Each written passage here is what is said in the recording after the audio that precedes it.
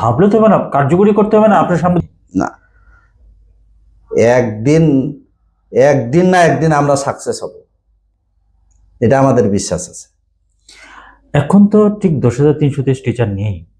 10,323 teacher নেই বলতে প্রায় 8,500 এখন আছে।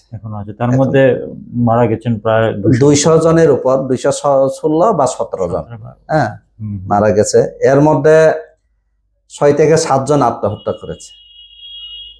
এই যে ত্রিপুরা ইউনিভার্সিটির গোল্ড মেডেলিস্ট রুমি দেববর্মা, উনি অযোগ্য বলাতে অপমান বোধ করে সে বাড়ির যে রাবার সিট করার যে অ্যাসিড, এই অ্যাসিড নিজেও খেয়েছে, তার ছেলেকেও খাওয়াইছে। এরপরে সে নিজে মারা গেল অ্যাসিডে। তার ছেলেটা কোনো রকমে বেঁচে গেল।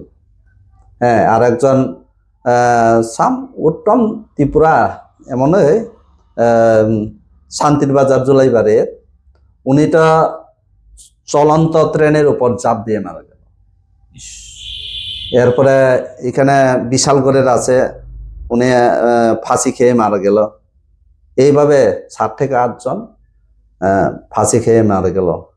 আমরা এখনো আমাদের আশা আমরা ছাড়িনি, আমাদের আন্দোলন লড়াই জারি আছে।